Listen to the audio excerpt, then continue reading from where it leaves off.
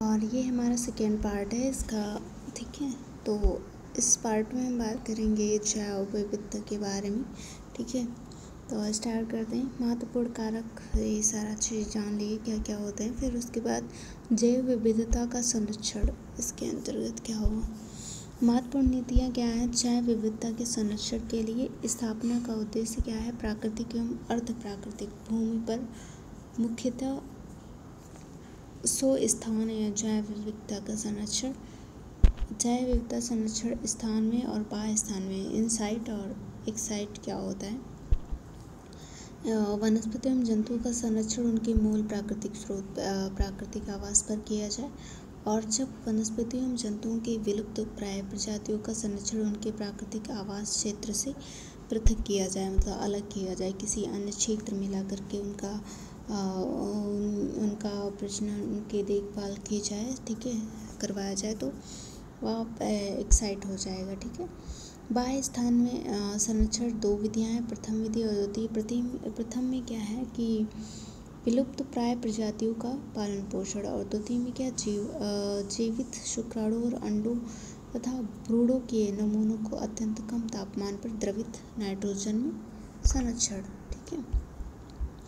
फिर उसके बाद इनसाइट और एक्साइट आप लोग देख ही चुके हैं। फिर उसके बाद जैवमंडल आरक्षित क्षेत्र मुख्य उद्देश्य क्या है सभी जानते हैं।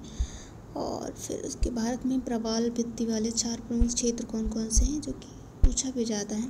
प्रवाल भित्ति जो कि समुद्र के किनारे होंगे, वहीं पे होगा। तो कच्छ का रण जो कि गुजरात में है, और मन्नार की खाड़ी, इधर लक्षद्वीप, और लक्षद्वीप अरेबियन सी में स्थित है। अंडमान निकोबार आप लोग जानते हैं बंगाल की खाड़ी में स्थित है, ठीक है। प्रवाल वित्तीय क्षेत्र कौन कौन से हैं, इनके प्रकार की बात की जाए। फ्रीजिंग और एटॉल में लक्षद्वीप है। फ्रीजिंग में 3 हो गए क्षेत्र, मन्नार की खाड़ी, कच्छ की खाड़ी और अंडमान निकोबार, ठीक है। एटॉल में लक्षद्वीप हो गया, ओके। आगे बढ़ते हैं।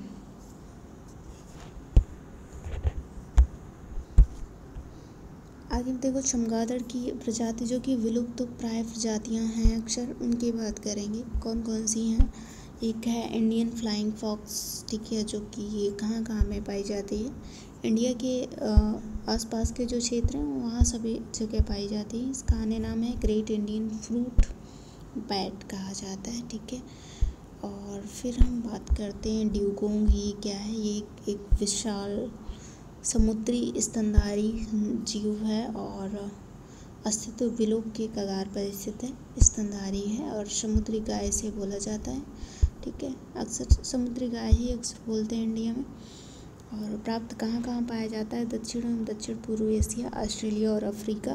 भारत में स्थिति मन्नार की खाड़ी में सबसे अधिक, और पाक स्ट्रेट जो कि श्रीलंका और भारत के मध्य में स्थित है। अन्य क्षेत्र जहाँ बहुत ही कम मात्रा में कच्छ की खाड़ी, सौराष्ट्र, अंडमान निकोबार में पाई जाती है, ठीक है। वन्य संरक्षण अधिनियम 1972 की अनुसूची फर्स्ट के अधीन है। फिर भारतीय वन्य गधा जो कि कच्छ के रण में पाया जाता है, ये भी विलुप्त प्राय प्रजाति में रखा गया है, मतलब संकटग्रस्ती में। और सिंह-पुच्छी वानर जो कि दक्षिण भारत में स्थित पश्चिमी घाट में पाया जाता है। उड़न गिलहरी, ये भी विलुप्त संकटग्रस्त प्रजातियों में है। हिमालय क्षेत्र में सर्वाधिक पाई जाती है, 6 प्रजातियां हैं इसकी, ठीक है। बाकी जापान, यूरोप, अफ्रीका, उत्तरी अमेरिका में पाई जाती है। फिर इधर हम बात करते हैं प्रोपिस जूलीफ्लोरा क्या है। ये इसका निवास स्थान है मैक्सिको, दक्षिण अमेरिका और कैरेबियन सी, ठीक है। ये छोटा पौधा झाड़ी होता है। तमिल नाम इसका है सीमेई करुवेलम, जो कि हिंदी नाम विलायती बबूल आप लोग जानते ही होंगे, ठीक है। और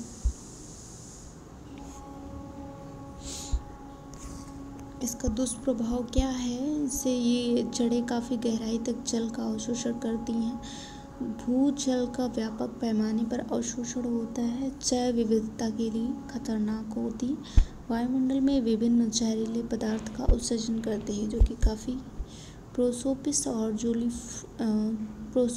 जूलीफ्लोरा एक खतरनाक पौधा है, ठीक है, मतलब हानिकारक है जो समाज के लिए, हमारे प्रकृति व वायुमंडल के लिए। रेड पांडा, इसका वैज्ञानिक नाम है एलुरस फ्लेंगिस और अन्य नाम है फायर कैट। ठीक है। ये मुख्यतः कहाँ पाई जाती है? भारत के उप हिमालयी क्षेत्र में पाई जाती है, पश्चिमी बंगाल में कुछ पाई जाती है, और ठीक है, और विश्व में नेपाल, भूटान, चाइना, जो कि इंडिया के आसपास क्षेत्र हैं, वहाँ पाई जाती है। उसके बाद हम बात करते हैं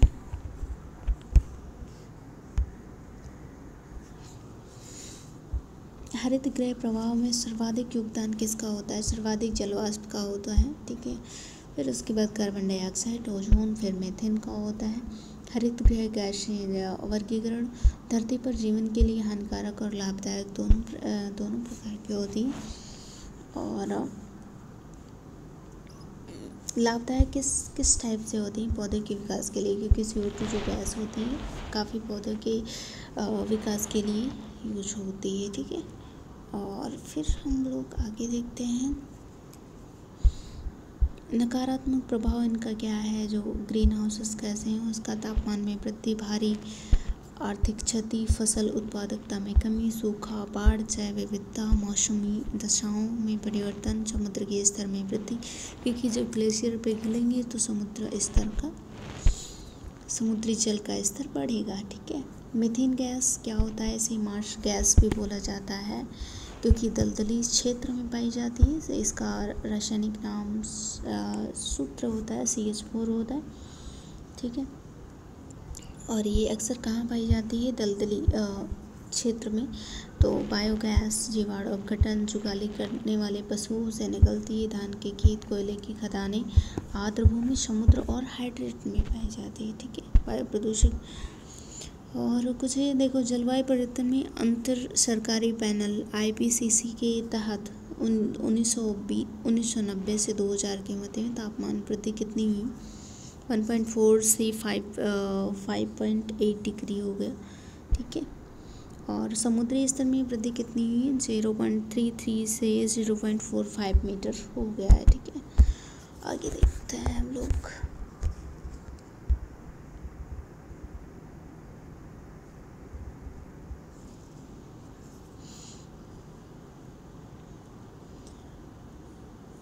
ओजोन लेयर, जो कि अभी हम लोग देख चुके हैं। इसका मापन हम डॉप्सन इकाई में करते हैं, ठीक है। और विनियमन इसका समताप मंडल में प्राकृतिक रूप से नाइट्रोजन डाइऑक्साइड द्वारा इसका निर्माण होता है। और कार्य क्या होता है? सूर्य से पराबैंगनी किरणों को आने से रोकता है। ये देखो 10% जो है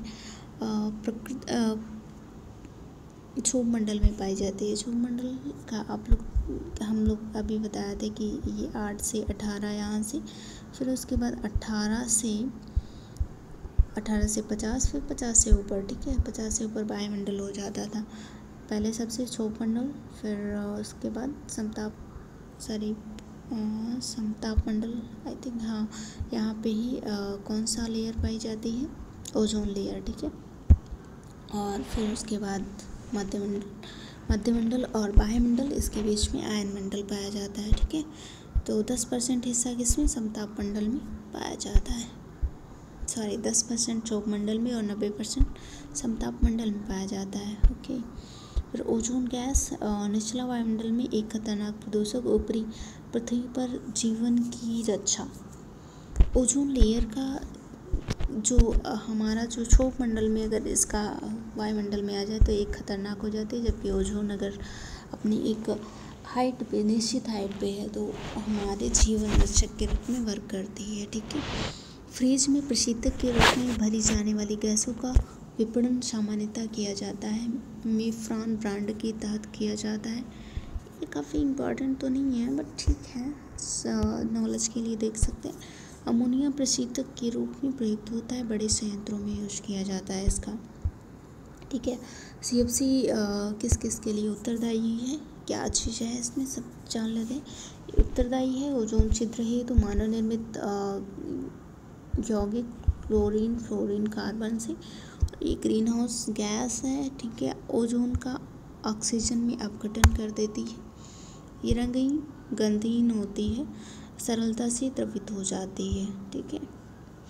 और ये अत्यधिक स्थायी यौगिक है क्योंकि अधिकतम समय तक ये रहती है वायुमंडल में 80 से 100 वर्षों तक रहती है। ये गैसीय और द्रव अवस्था में रहती है, रसायनों का एक समूह है, ठीक है, क्योंकि 3 तत्व क्लोरोफ्लोरोकार्बन है इसकी वजह से, ठीक है। अब हम देख लेते हैं ओजोन परत संरक्षण के उपाय क्या क्या हो सकते हैं। यूवी अल्ट्रावायलेट यूवी जो है, ठीक है, अल्ट्रावायलेट रेज बी विकिरण से पड़ने वाले प्रभाव हमारे शरीर में क्या होते हैं। देखो, सबसे पहला त्वचा कैंसर, मोतियाबिंद, आँखों को भी इफेक्ट करता है, पौधे की वृद्धि में रुकावट, सनबर्न, और क्या होता है, पत्तियों की क्षति, प्रतिरक्षा तंत्र कमज़ोर हो जाता है, आनुवंशिक दोष हो जाते हैं, जीन परिवर्तन हो जाता है। इतनी सारी जो है इसके द्वारा बीमारियां हो जाती हैं। वन्य जीवों पर क्या स्थिति पड़ता है इसमें, देखो क्या है कि उष्णकटिबंधीय वर्षावन कहाँ पाए जाते हैं, ये टॉपिक थोड़ा अलग है।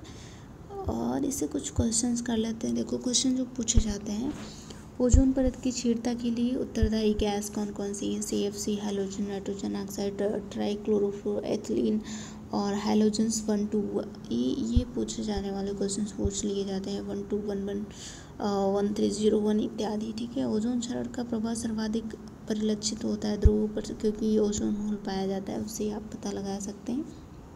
ओजोन छिद्र का सर्वाधिक निर्माण हुआ अंटार्कटिका के ऊपर, ठीक है, निर्माण भी वहाँ सबसे अधिक हुआ और वहाँ पे छिद्र भी हो गया। तिब्बत पठार के ऊपर 2005 में ओजोन आभा मंडल ओजोन होल का पता लगाया गया W केट मूर के द्वारा। वियना संधि का एक प्रोटोकॉल वियना में था, ऑस्ट्रिया की राजधानी वियना है, ठीक है। मॉन्ट्रियल प्रोटोकॉल यहाँ पे हुआ था, जो ओजोन परत के संरक्षण के लिए हुआ था, 1 जनवरी 1989 को हुआ था। 16 सितंबर को प्रसिद्ध अंतर्राष्ट्रीय ओजोन दिवस मनाया जाता है ओजोन संरक्षण के लिए। फिर उसके आगे आते हैं कि ओजोन परत क्षरण के प्रभाव आप लोग देख सकते हैं कि पृथ्वी का सरफेस है, ठीक है, इसे आप देख सकते हैं, सन है, और इससे जो किरणें आती हैं, सी किरणें हैं जो कि पृथ्वी के बाहर से निकल जाती हैं, ए और बी, जो कि 20 में सबसे ज़्यादा घातक किरणें हैं, ठीक है। ये हमारे शरीर को बहुत ज़्यादा इफेक्ट करती हैं, ओके। तो हम लोग आगे देखते हैं वन्य और वन्य जीवन के बारे में पढ़ेंगे अब। उसके बाद इसमें उष्णकटिबंधीय वन जो इंडिया में पाए जाते हैं, भूमध्य रेखा के निकट पाए जाते हैं, वर्ष भर वर्षा होती है यहाँ पे, और विश्व का सबसे बड़ा वायु स्थित है। विस्तार 10 डिग्री उत्तरी 10 डिग्री दक्षिणी में पाया जाता है। जहाँ पे अधिक गर्मी होगी वहाँ पे ज़्यादा वर्षा होगी, तो मतलब ये विषुवत रेखा हो गई, इसके 10 डिग्री ऊपर हो गया और 10 डिग्री नीचे, ठीक है, ऊपर मगर, और ये गर्म हो गया, ठीक है। तो यहाँ पे ज़्यादा वर्षा होती है, ज़्यादा वर्षा होगी तो सघन वन पाए जाएंगे वहाँ पे। स्फतीय वन की बात करें तो 200 सेंटीमीटर से अधिक वर्षा यहाँ पे होती है। प्रमुख जातियाँ लंबे चौड़े पत्ते वाले सदाबहार पेड़ पाए जाते हैं। 80% जैव विविधता वाले वन यहाँ पे पाए जाते हैं। अमेजोन वर्षावन जो कि उष्णकटिबंधीय वन है, ठीक है, विषुवतीय वन है, जिसे अमेजोन वन कहा जाता है। ये चौड़ी पत्ती वाले वन होते हैं दक्षिण अमेरिका में, ठीक है, ब्राज़ील में स्थित ये वन है। पृथ्वी के फेफड़े कहा जाता है। 20% से अधिक ऑक्सीजन का उत्पादन इन्हीं के द्वारा होता है। हिमालय में प्राकृतिक रूप से पाए जाने वाले टैक्सस वृक्ष सूचीबद्ध हैं रेड डाटा बुक में, ठीक है। रेड डाटा बुक जो कि समाप्ति के कगार पर होते हैं या समाप्त हो चुकी होती है प्रजाति, उसे रेड डाटा बुक में संरक्षित किया जाता है। टैक्सॉल क्या होता है, टैक्सॉल एक कैंसर में इसके द्वारा इलाज किया जाता है, तो टैक्सस वृक्ष के द्वारा प्राप्त होता है। उष्ण और उपोष्ण कटिबंधीय क्षेत्र में समुद्र तटों के लवणीय जल में उगने वाले वन कहलाते हैं मैंग्रोव वन। मैंग्रोव वन मतलब दलदली स्थानों में या समुद्री तटीय एरिया में पाए जाते हैं, ठीक है। और इंडिया में सुंदरबन डेल्टा और इधर गोवा के साइड में मैंग्रोव वन पाए जाते हैं। गोवा का वाद्वीप जो पूरी तरह से संरक्षित कच्छ वनस्पति क्षेत्र है, चोराव द्वीप, ठीक है। उसके आगे बढ़ते हैं हम लोग।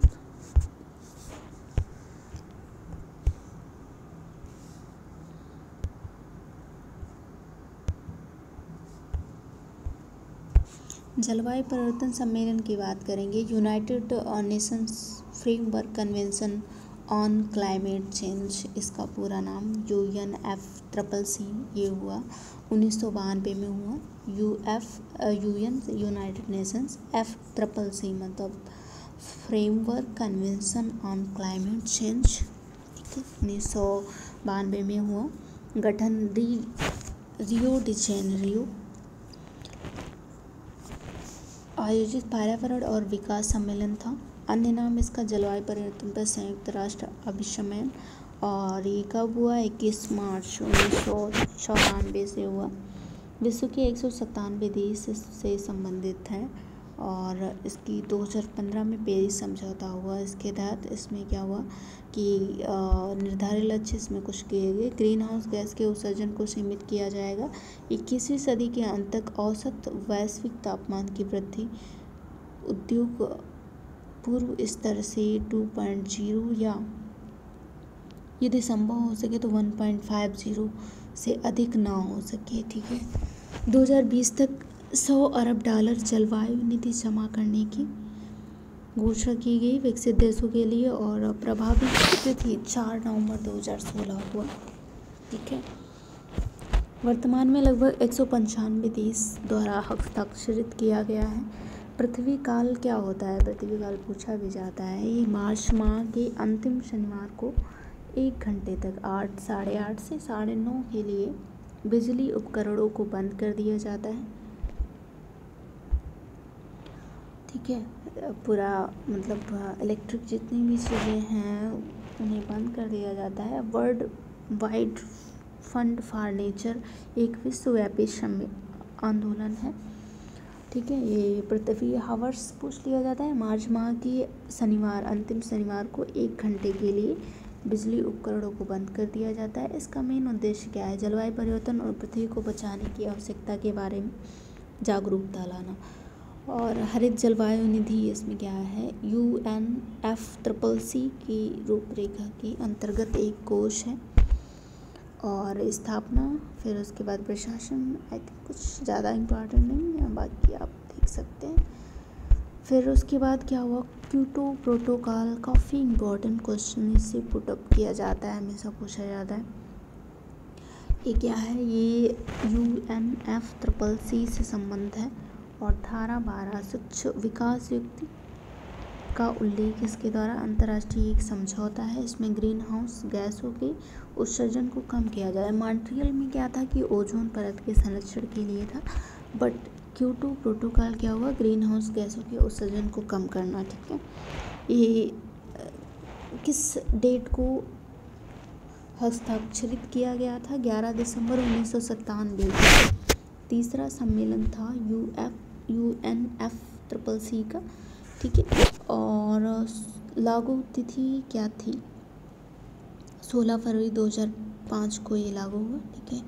विशेष ग्रीन हाउस गैसों के उत्सर्जन को वर्ष 1990 के स्तर पर लाने हेतु बाध्यकारी समझौता है, ओके, क्योटो प्रोटोकॉल। फिर उसके बाद कुछ पर्यावरण से और बातें कर लेते हैं, जैसे वेटलैंड इंटरनेशनल। ये क्या होता है? आर्द्रभूमि एवं उनके संसाधनों को बनाए रखने तथा उन्हें पुनः स्थापित करने हेतु कार्यरत है, और इसका एक इंटरनेशनल संगठन भी है। इसका मुख्यालय नीदरलैंड में स्थित है, ठीक है। और इधर देख लेते हैं, सीबक थॉर्न क्या है? एक इसकी बात कर लेते हैं। लद्दाख की पहाड़ी पर पाया जाने वाला एक पेड़ है। इसके बेर में विटामिन और पोषक तत्वों की प्रचुरता पाई जाती है। चंगेज खां द्वारा अपनी सेना की ऊर्जा स्वीता को उन्नत करने हेतु प्रयुक्त किया जाता था। रूसी कॉस्मोनॉट कॉस्मिक विकिरण से बचाव हेतु, और पर्णपाती झाड़ी है, इसे लेहबेरी भी कहा जाता है। और फिर उसके बाद क्या है? इसकी जड़ें, पत्तियां, कांटे सभी औषध के रूप में यूज होती हैं। सहायक नाइट्रोजन के स्थिरीकरण के लिए होता है, ठीक है। हरित गृह प्रभाव और जलवायु परिवर्तन, ये सारी चीज़ें अभी हम लोग देख चुके हैं। ग्रीन हाउस इफेक्ट में क्या क्या चीज़ें हैं, ठीक है। देख सकते हैं यहाँ पे क्या है, भूमंडलीय ताप एवं हरित गृह प्रभाव होता है ग्रीन हाउस इफेक्ट से। वायुमंडल में ऊष्मा रोधी गैसों की मात्रा में वृद्धि हो जाती है, वायुमंडल के औसत तापमान में वृद्धि हो जाती है, जिससे ग्लेशियर का पिघलना अधिक संभावना बढ़ जाती है। ठीक है, एक प्राकृतिक प्रक्रिया ग्रीन हाउस गैस और संकल्पना किसने दी थी? इसी संकल्पना पूछ लिया जाता है। ठीक है, संकल्पना जोसेफ फूरियर ने दी थी 1824 में। ओके, उसके बाद हम देखते हैं सौर ऊर्जा की बात करते हैं।